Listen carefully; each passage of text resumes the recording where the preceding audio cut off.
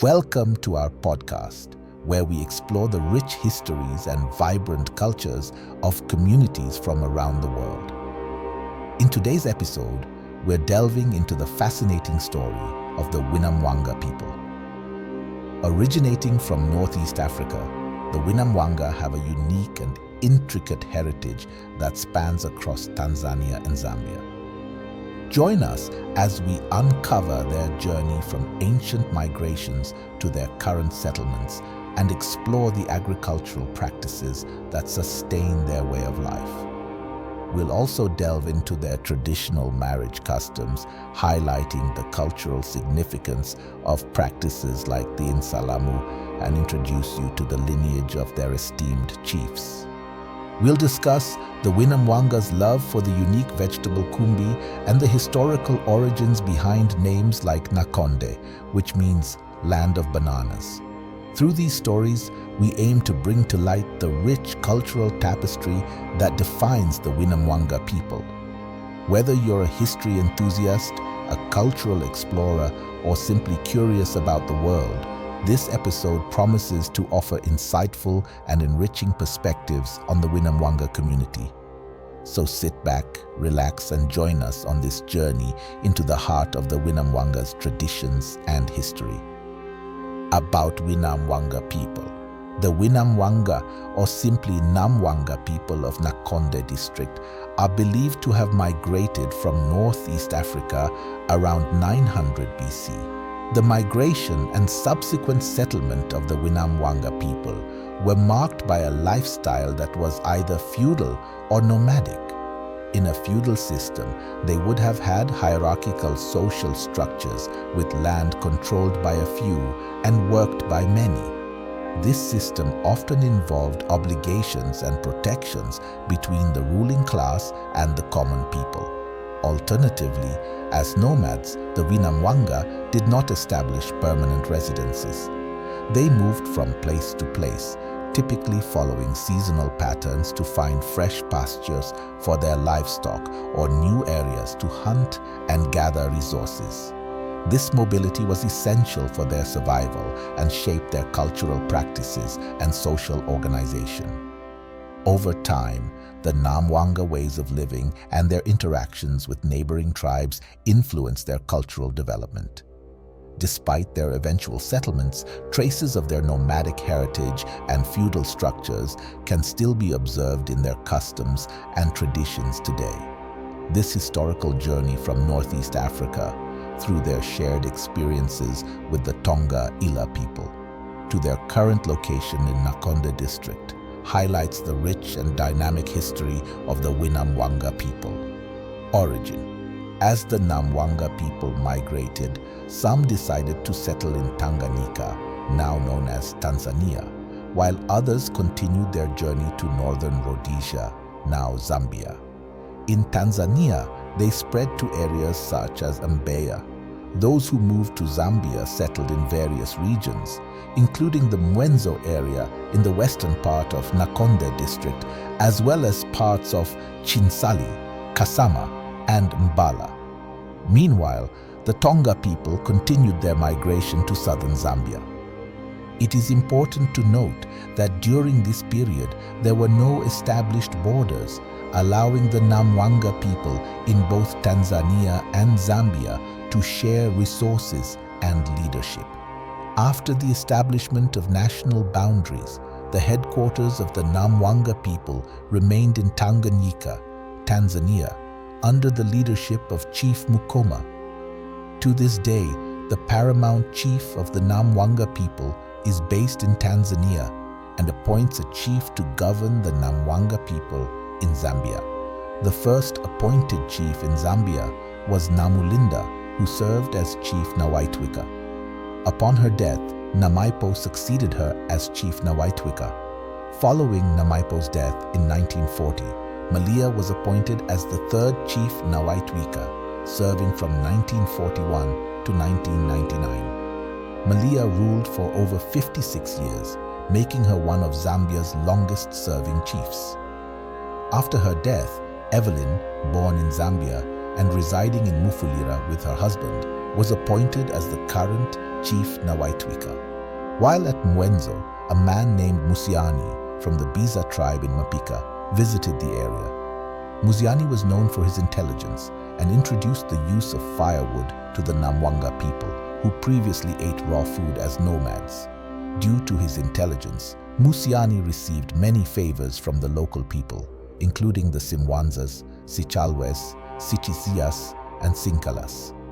They gave him a local Namwanga girl to marry and even offered him a chiefdom. However, Musani deliberately refused to move to the new village he was given, a refusal referred to in Namwanga as Umwenzonbi, which is how the name Mwenzo originated. Being a foreigner, Musani was called Sayame, which means foreigner in Namwanga. Today, all individuals with the name Siame are believed to have Bemba origins and are not considered native Namwanga. Along with the Simumbas and Nakambas, other prominent chiefs among the Namwanga include Chief Kafwimbi and Chief Mwenechi Fungwe, both headquartered in Isoka district. The Winamwanga people practice several traditional ceremonies, including Vikamkanimba, Ngondo, Chambo Chalutanga, and Mulasa, which are integral to their cultural heritage. Unique names. Winamwanga surnames are unique in that they contain gender signifiers. All the female surnames begin with Na, while all the male surnames begin with Sai. Unlike other ethnic groups in Zambia, who use such prefixes to mean father of or mother of, Winamwanga have the prefixes fixed with their surnames. We see examples of such use in names like Siwale, whose female counterpart is Nawale or Namwila, Simukonda and Namukonda, Sikapizi and Nakapizi, Sinkala and Nambela, Sichalwe and Nachalwe, etc. We find similar use of the prefixes among the Mambwe and the Lungu of Mbala and Mampulungu, respectively. Among Winamwanga, females belonging to the royal clan may have a surname totally different from that of the males.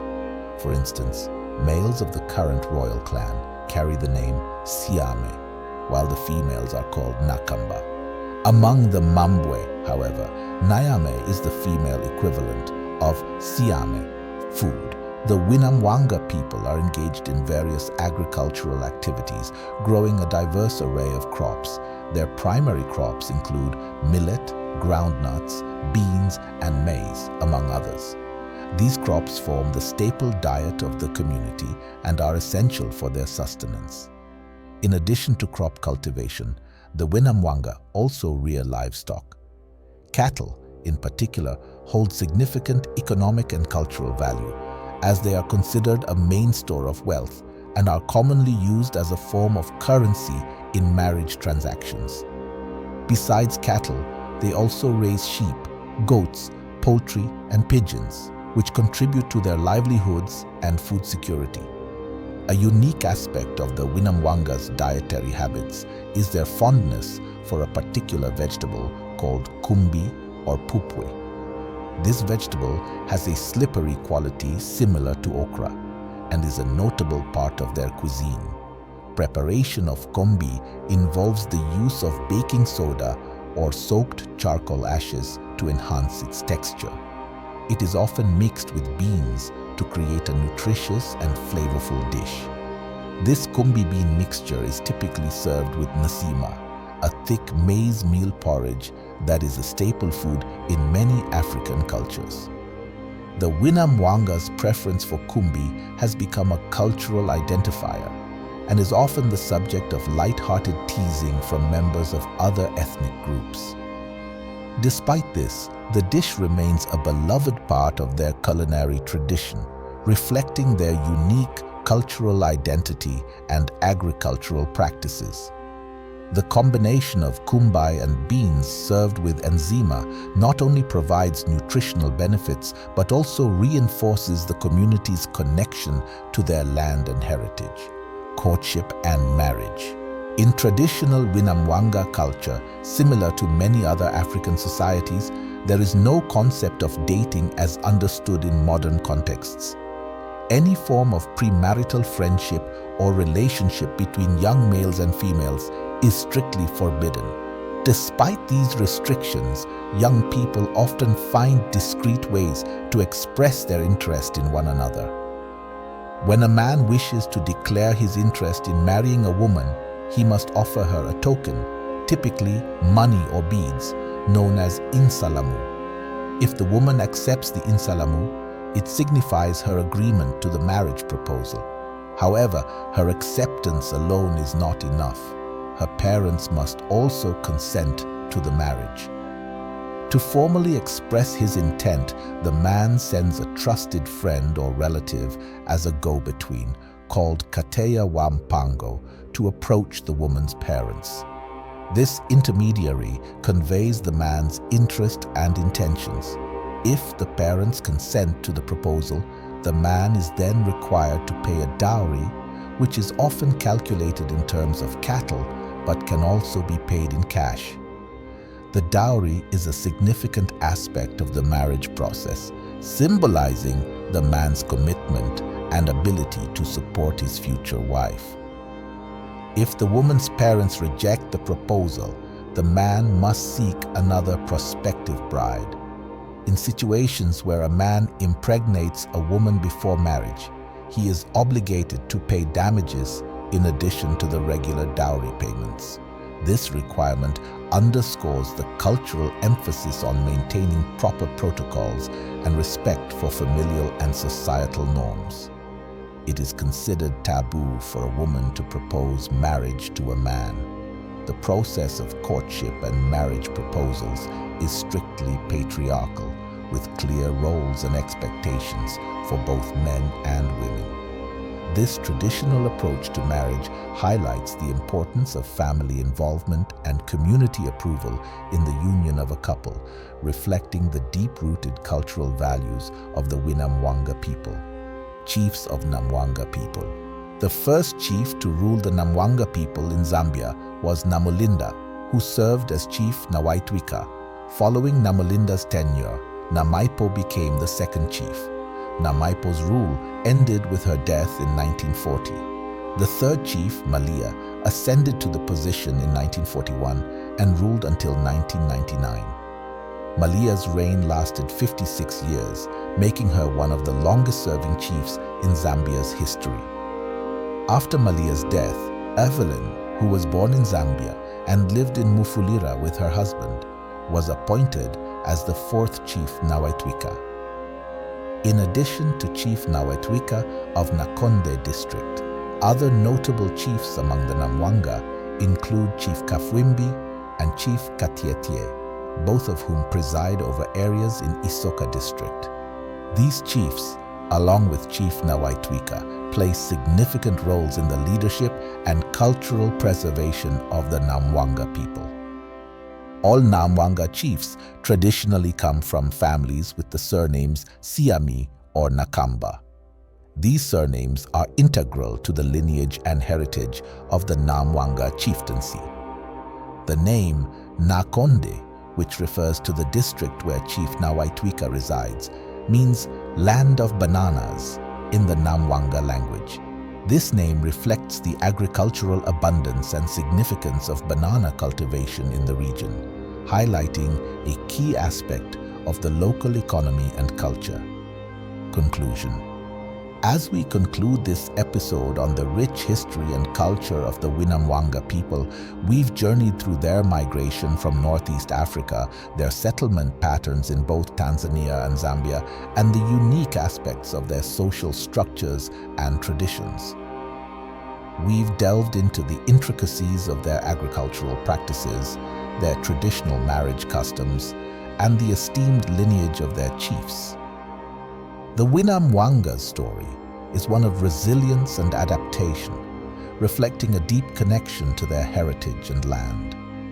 From the cultivation of vital crops to the rearing of livestock, their way of life is deeply intertwined with the natural resources around them. Their customs, from the ceremonial acceptance of insalamu in marriage proposals to the enduring leadership of chiefs like Namulinda, Malia, and the current Chief Nawaitwika, Evelyn, showcase a community rich in tradition and cultural pride. We also explored the significance of their culinary preferences, such as their fondness for kumbi, and the etymology behind names like Nakonde, meaning land of bananas. These elements highlight the unique identity and continuity of the Namwanga people across generations. In reflecting on the Namwanga's history and culture, we gain a deeper appreciation for the diverse tapestry of human societies and the ways in which traditions are preserved and adapted over time. Thank you for joining us on this fascinating exploration of the Namwanga people. Stay tuned for more episodes where we continue to uncover the stories and traditions that shape our world.